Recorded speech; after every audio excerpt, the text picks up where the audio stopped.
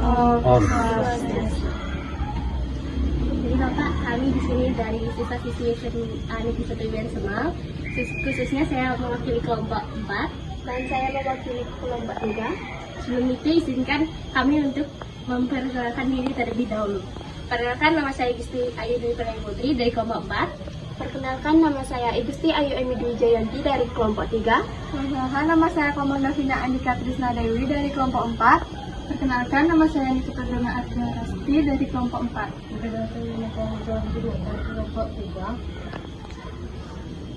Baik, di sini kami mau memberikan Bapak sekitar 3 pertanyaan mengenai catur warna. Ya. Yang pertama akan diberikan oleh teman saya. Jadi pertanyaan pertama yang saya ingin tanyakan kepada Bapak yaitu apa pengertian catur warna menurut pandangan Bapak? Ya, baiklah. Semuanya jadi sudah mau informasi seperti itu. Jadi kurang lebihnya nanti Bapak bagaimana memaparkan tentang masalah catur warna. Ya, dalam penerapan ajaran agama Hindu, catur warna ini adalah catur itu artinya 4 warna, golongan atau kasta atau wangsa yang pada dasarnya itu adalah penyebaran ajaran agama Hindu yang pada dasarnya itu disebarkan melalui catur warna atau 4 golongan kelompok yang pada masing-masing itu telah membawa tradisi atau ajarannya tersendiri. Jadi catur warna 4 golongan daripada wangsa atau keturunan yang ada di Bali khususnya.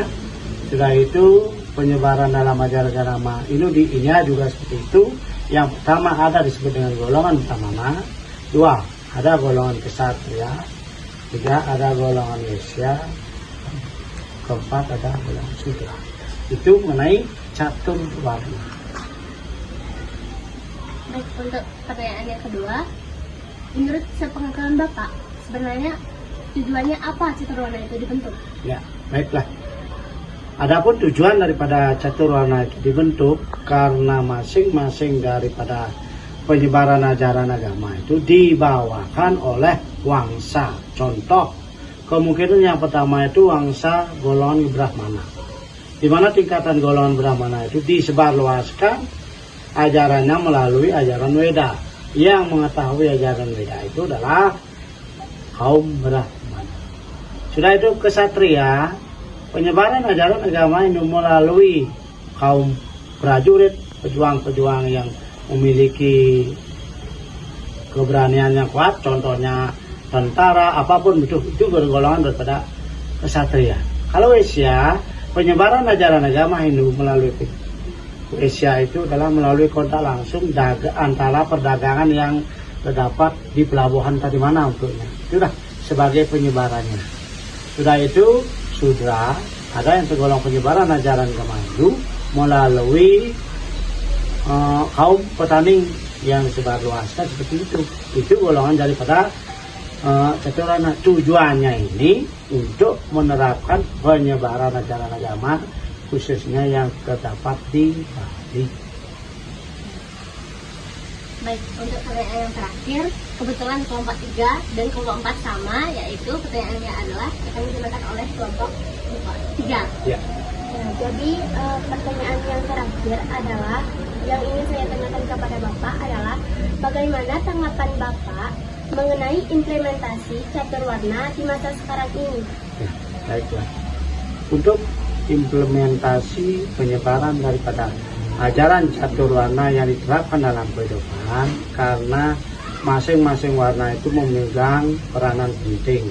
Contoh, kemungkinan di Bali ada disebut wangsa Brahmana itu yang memahami tentang ajaran Weda, yang menekuni, yang sudah menjalankan tentang ajaran Vedanya, ruang lingkupnya adalah kaum Brahmana. Contoh, kemungkinan itu ada yang golongan daripada Brahmana itu banyak, karena leluhur beliau juga satu. Tingkatan Brahmana itu ada juga 4, Brahmana Manu, Manuabo, Keniken 5. Itu tingkatan daripada implementasinya. Jadi untuk tingkatan orang yang sudah memiliki tingkatan wangsa brahmana yang memiliki penyebaran ajaran agama Hindu yang dilakukan di Bali, khususnya kemungkinan tingkat penerapannya sebagai pendeta atau pedana. Kalau orang kaum brahmana tingkatan jadi golongannya itu sebutannya pedana atau yang melakukan upacara. Kalau tingkatan warga biasa atau pasak turunannya itu menjadi golongan brahmananya itu disebutannya serimpu. Sudah itu ada juga pane, kemungkinan juga serimpu namanya. Sudah itu kesatria kaum para dewanya itu ada disebut dengan bidangga. Itu tingkatannya. Karena orang yang memiliki tingkatan kaum brahmana, orang yang bisa melakukan menjalankan ajaran agama khususnya di Bali. Itu implementasinya karena tingkatan beliau yang sudah memiliki ajaran yang tertinggi, kaum brahmana itu pasti diberikan tugas untuk menyelesaikan upacara besar atau kecil yang terdapat dalam kehidupan agama Hindu khususnya di Bali.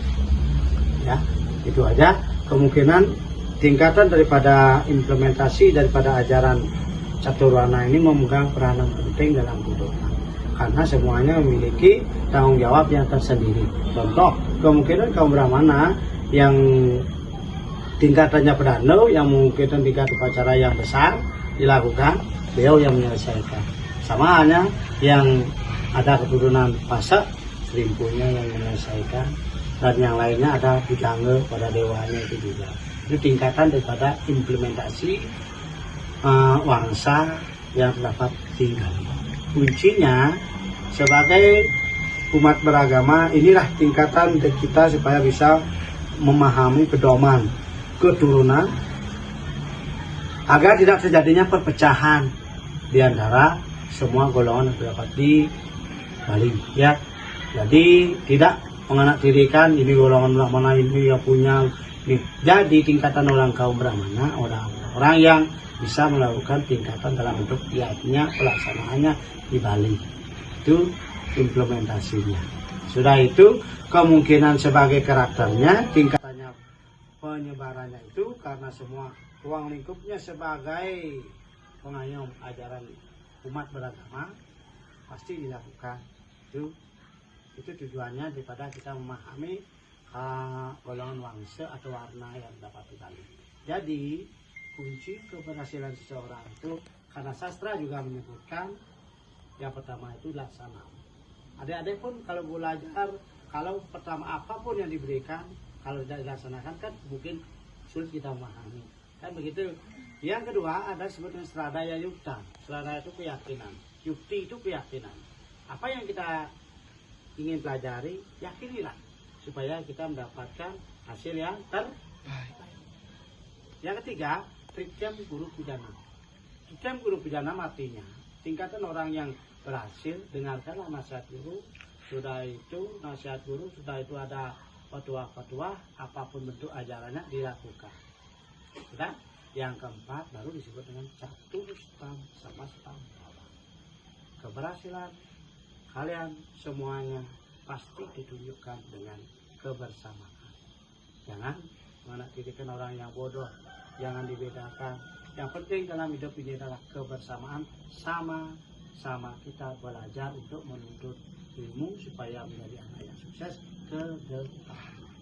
Bisa dipahami? Bisa. Ya. Pak, terima kasih atas waktunya sudah Bapak berikan dengan wawancara yang benar-benar bagus dan kami bisa mengerti dengan baik sekali. Sekian dari pertanyaan kami. Jika ada kesalahan kata kami mohon maaf. Ya. Terima kasih Pak. Baiklah anak-anak itu semuanya, jadi gimana? Kalian udah mau bertukar pikiran dalam artian inilah kita fungsinya untuk belajar mengintrospeksi diri dalam artian apa yang dilakukan. Bapak bukan sempurna juga, tetapi ruang lingkupnya itulah dari tidak tahu menjadi tahu, itulah pembelajaran kita yang kita lakukan. Ya, baiklah. Kami tutup dengan kalimat santi. Oh, Santi, santi, santi, om.